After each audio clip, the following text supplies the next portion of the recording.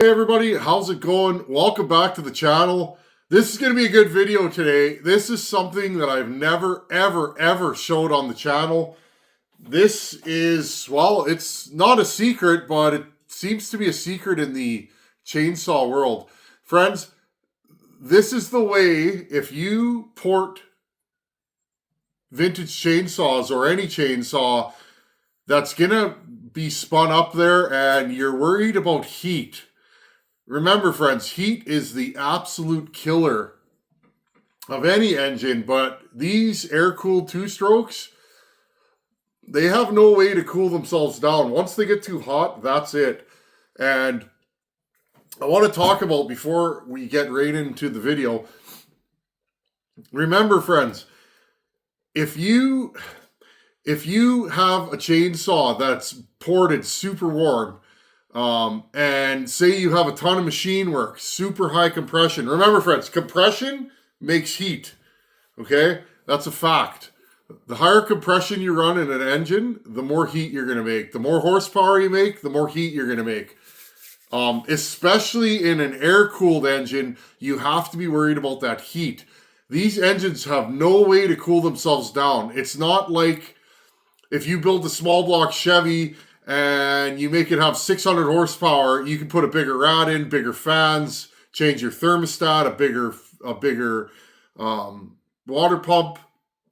You can do a lot of things that get the heat out and keep the vehicle running cooler. It's just like pop the hood on a big semi, big giant rad, my 7.3 Power Stroke, big giant rad in there. That's to keep the heat out of that thing when it's working. These things, there's not really any way to do that, friends. So when you port a saw, a work saw, and again, this is always kind of the struggle for me, work saws versus play saws or saws that are used for cutoffs, things like that.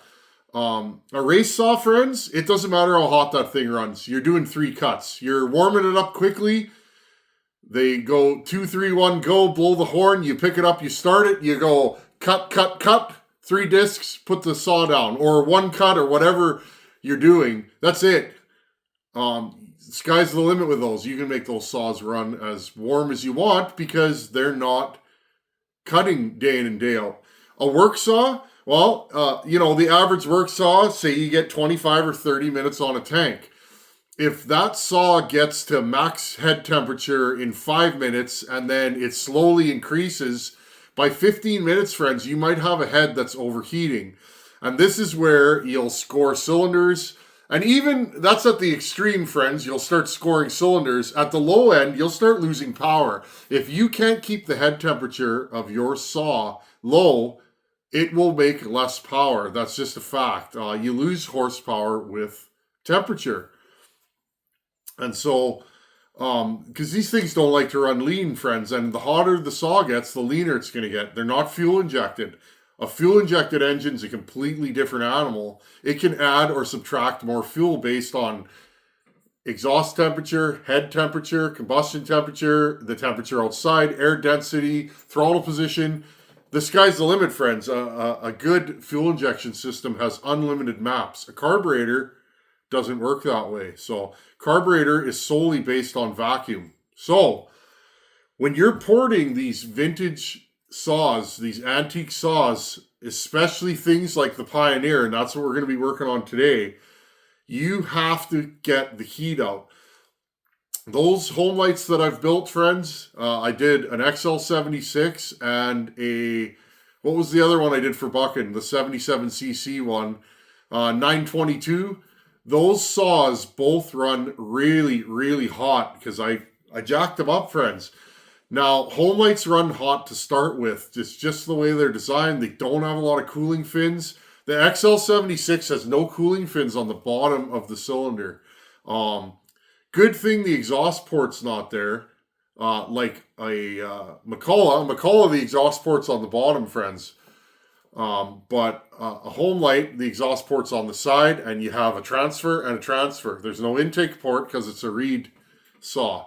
But basically what happens, friends, on your hot side, your exhaust side, which is the side the chain's on all these lay-down saws, you have the potential to get a lot of heat in there. And if you can't get that heat out, you're going to start having issues. You're going to blow up saws. You're going to have saws that run good for the first 5 minutes, and then they start to run erratic or they get lean. They don't stay tuned. Just an infinite amount of issues you can have. Today's video, I'm going to show you the trick, okay? I'm going to show you how I keep these saws cool or cooler. It's not that difficult. It's kind of a crazy thing when you think about it, but today's video, I'm going to show you how to drill holes in your piston where you think you need to cool the piston down. That's right, friends. We're going to drill holes in the piston anywhere that we think we need cooling. And that's going to create an oil jet that will spray the cylinder wall, put more oil where you need it, and cool it down. I know, it sounds crazy, but it's a thing. I'm going to bring you guys in. Let's start talking about this principle or this theory, and let's put some oil ports in the piston of this Partner Pioneer P42, and then we can start putting it together. Okay, so here's a piston. This is my spare piston. I have two. Okay, here's my intake side right here. Let's put some more light on here. Okay, the side with the rings is my intake side. Here's my exhaust side. Okay, now I'm going to take the P42 out of the vise that it's in, and let's have a quick look at this thing. Actually, maybe I'll just move the vise over. Give me a second. Okay, here's the exhaust port on this saw. Okay, what do you see in the middle of there? You see a bridge. Okay. This is not a bad thing. It keeps the ring retained. Your chamfer is not as important on this because the ring really will stay out of here, okay? Versus a regular cylinder that doesn't have an exhaust bridge. I hope you guys can see that. I'll zoom you right in. There you go. Okay, there's your exhaust bridge. Now, as your cylinder, your piston goes up and down. Okay, now remember I capped and made a new wrist pin. We're still not sure if that's going to work. But when this thing's going up and down, what's actually going to happen is, as the combustion gases come through here, that is going to get super hot, okay? Especially because it's in between both the ports, okay? And, of course, that's probably going to be a place where you're not going to get a lot of oil on this saw, okay? So it's going to get hot. And the other part that I'm worried about, so remember, this is on. I'm going to zoom you guys back here so you can see. Okay, the air comes through these cooling vents, these fins. Okay, they go through these fins. Now, I like this design. There's a lot of fin on this cylinder. Home lights are horrible. The XL76, they cut all these fins down so that they could fit the handle. Okay, it was actually hitting the handle if you have regular fins. So an XL76 has no fins on that side. Zero. Like absolutely none, basically. Okay, so this is as far away from the flywheel as you're going to get. So we want to make sure that we can cool this down. Okay, and how we're going to do that is we're going to make some oil jets in this piston. Now, I'm going to bolt this piston or this cylinder down, okay, so that we can have this thing right in place where we want it. Okay, and then I'm going to show you guys how I do this. Okay, I'm just cinching these down. Okay, so we have our piston in here. Maybe I'll put you guys a little bit lower so you can see. Hopefully I can see too. Okay. As you guys look, we need some kind of a jet in here. Now, this piston will move slightly back and forth. Can you see that? Okay, the rod actually does have some movement in it. It's not up and down, but it is side to side. So everything is going to move a little bit. So we have to make sure that we put a jet exactly where this exhaust port is. And you guys can see the exhaust port on this thing is slightly more on this side than that side. Okay. So what we need to do, I'm going to see if I can do this with my screwdriver. I'm going to scratch 2 little marks in here. You can use an awl or a pick, whatever you want to do. Okay, and scratch 2 little marks on here. Okay, and now I'll go into the sides with something sharp, and I will mark out the exhaust port. Okay, and then we're going to take the saw apart. Okay, here we go. Now, some people are going to say this is crazy. Now, if you guys have been around here, you know, friends, honestly, I'm not really super interested in porting theory or arguing about it. It's just, I got too much on the go, friends. I like playing with chainsaws, and I like doing it on YouTube. If I didn't like doing it, I wouldn't do it anymore, friends. So, put the piston at the bottom. See if we got marks. This sometimes is hard to get off. But yeah, I mentioned doing this in another video, and some feller came in and was just like, hey, that's crazy, it's going to have an air leak, blah, blah, blah. And I was like, no, it'll be fine. I've done it before. Friends, pretty much anything I do on this channel, I've already done. So, it's kind of a moot point. Okay, you can see the marks. Okay, now let's take this wrist pin out, drop it on the bench.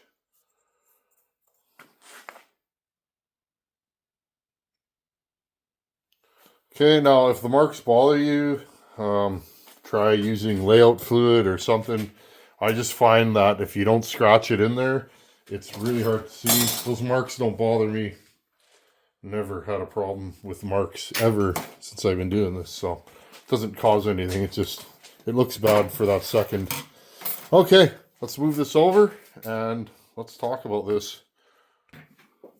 Okay, so what I did off camera is this piston. This is the one I lightened and I've been using for mock-up. It's kind of junk, friends. It's got lots of scuffs on it, and I noticed when they cut the, oh, there it is. Yeah, this thing's junk. I'm not going to use this piston.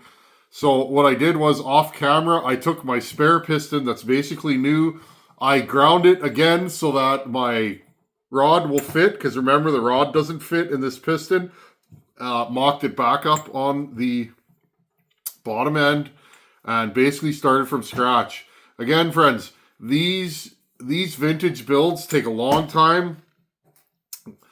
You have to find a good candidate saw, and then you have to find parts, friends. And then once you do that, you gotta go through these things. These old saws take a lot of work to port and finish. So this thing's going in the garbage. I'll use my spare piston. Now, I want to say something, friends.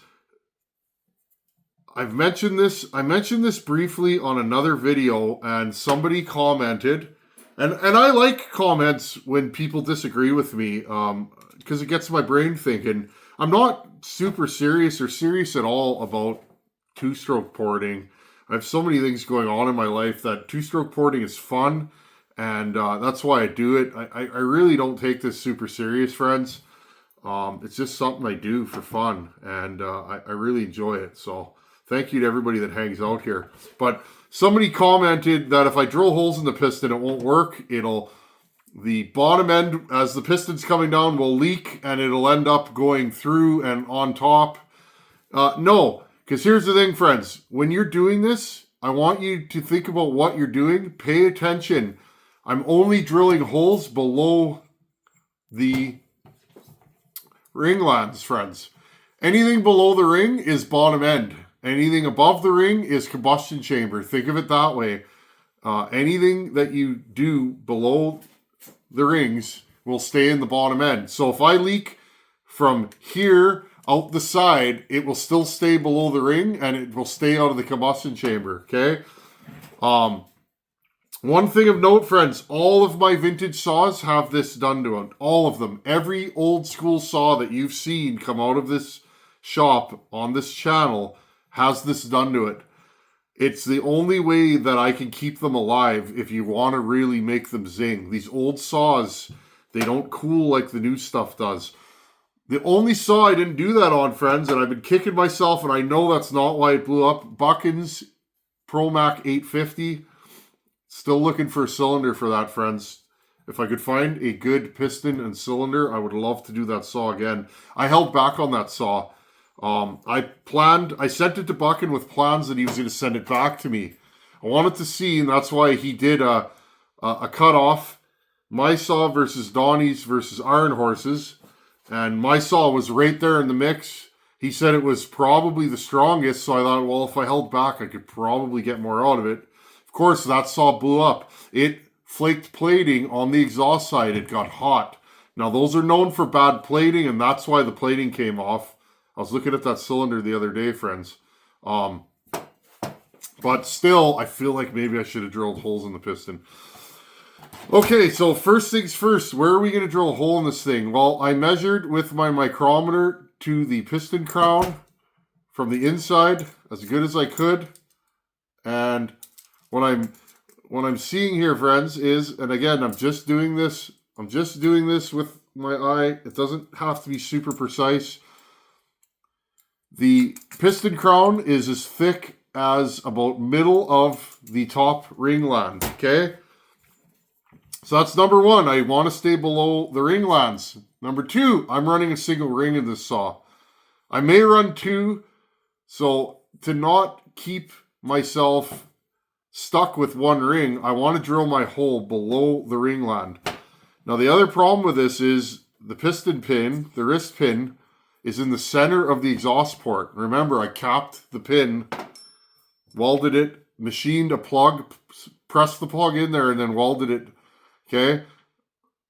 So I have to be a little wary of that. A normal saw, you'd be drilling a hole in here. Okay? So this hole is going to have to be below the wrist pin. Okay? So what I'll do here is I'll get myself a measurement right here, and then I'll scribe a line. Okay? Okay, now this line that I just scribed is as high as I can go. So what I'm going to do here, friends, I'm going to take a center punch, and I'm going to very carefully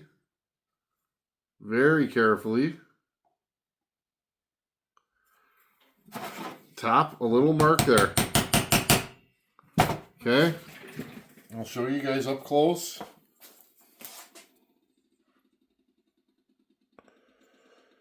Okay, I'm going to drill a hole, and that hole's going to pop out right here. When this piston is coming down and starting to build pressure, it'll squirt a little bit of that fuel and oil through this hole. On the way up under pressure, it will squirt a little bit more oil. Okay, friends? Top dead center is here. Okay, and you can see the hole. That hole is going to travel roughly half the distance of the exhaust port and sling a little oil in there, okay, and on the way down. And then that oil that's retained there will cool the bridge and will smear onto the piston, okay? So that's how that one's going to work. I have done holes on the lower part of the skirt. My home lights, I usually do them on the bottom. I don't do them on the top, and I seem to have no issues. If you take the saw apart and look at it, you'll see oil smeared in that area, okay? Now, the next thing we have to look at is our distance between the exhaust port and the transfers. Now, I could just eyeball it here. Okay, we have about 330 thousandths to play with, okay? These ones I'm going to put at the top. Okay, I'm going to make myself a little mark here, using the mark that I already scribed, okay? See if I can do this.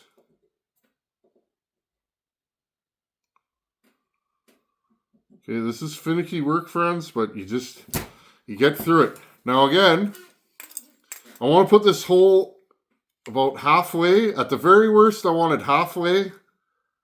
Okay. And remember, I want it below the ring lands. So what I'm going to do here is, I'm going to use my upper ring land as a guide. Okay. And I'm going to scribe another line right here. Okay, on both sides. And that'll tell me where the hole needs to go. And now, since we have 330 thousandths, I'm going to go 100, 330 thousandths, 150 would be 300 thousandths, half of. I'm going to bring this in to about 150 thousandths, give or take, and that's where my hole's going to go, friends, okay?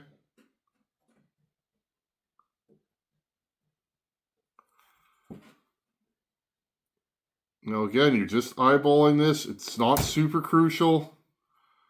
Now look on the inside. There's a lot of hardware in there. Make sure there's no hole. Okay? Make sure there's no hole where that line is that you, or not hole. Make sure there's nothing you're going to drill into that you don't want to drill. Okay? Tap my hole. Other side.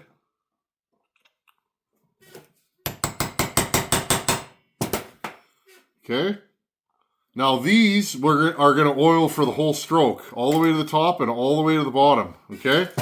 Now, literally, friends, you can put this in a jig or a drill press, whatever you want to do. I'm just going to freehand this because, well, most of you guys probably don't have a drill press, or a lot of you guys.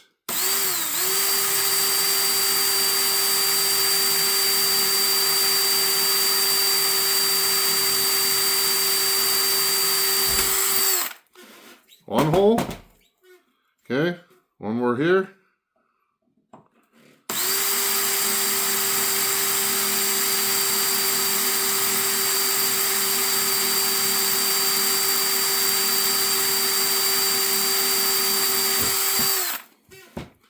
And one more here.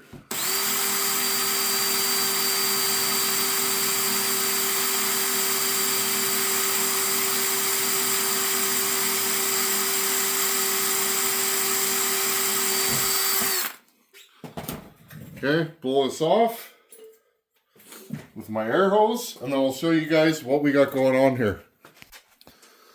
Okay, and here's what we got. Now, usually what I'll do, just by hand, I'll take a little bit larger drill bit, and I'll just go around and I'll deburr the holes, okay? This is why these saws take so long, friends. I usually don't show this stuff on video. We've been doing this a long time. Friends, please check out my playlists. I get asked all the time, hey, have you done this saw, or what about this? I had a fella email me the other day about carburetors for 266s.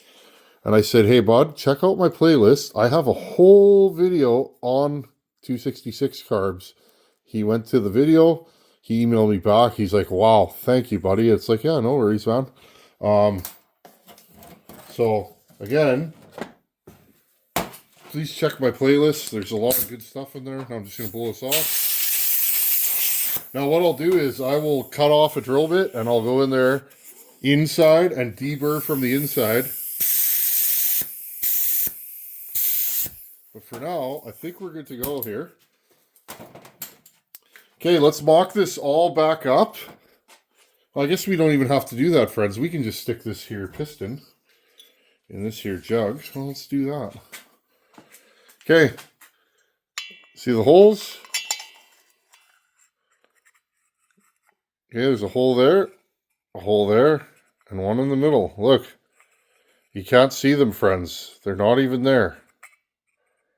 Okay. You will not get any leakage on there. And if you do, it'll be so slight, you'll never notice it. The drawbacks, slight leakage.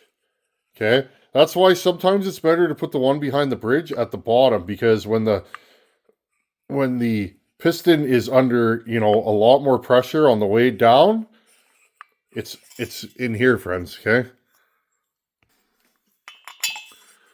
Okay, so that's what we got. So now every time this piston goes down under pressure, and again, no fancy jigs or anything, just by eye. I'm going to take some fine sandpaper and get rid of those scratches I made. Again, they'll just hold oil. It's not a big deal.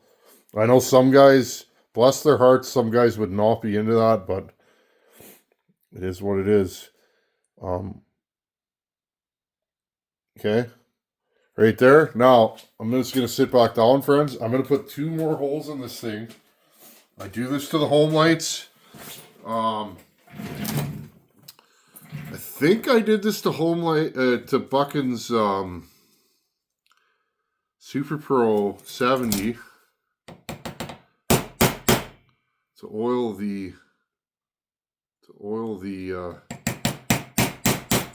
wrist pin bearings. Can't remember, friends. Yeah. So many saws.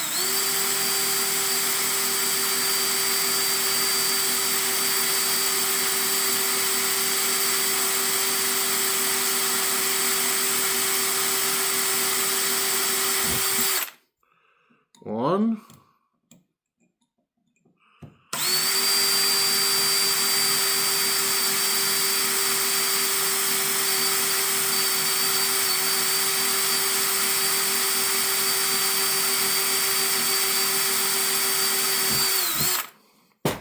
Two. Now again, what I just did there, you have to deburr those ones because, well, your wrist pin goes in there. I'm just gonna blow this off.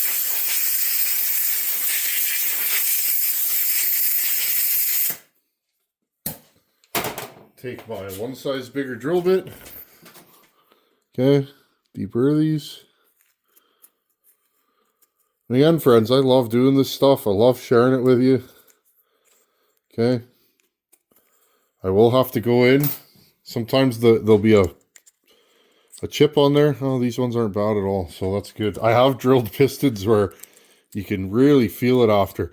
What will that do? Well, it'll squirt oil onto this wrist pin at all times and keep it nice and happy. And with any luck, that should keep it cooler. Okay? So again, friends, don't be afraid. Do you need to do this on a regular saw? No. Does it hurt? No, it doesn't. If you want to do this to all your ported saws, do it. Just time. Doesn't cost anything. Look at these pistons, friends. That's out of the box. Like, I'm going to have to really go over this thing. Definitely not a quality piston.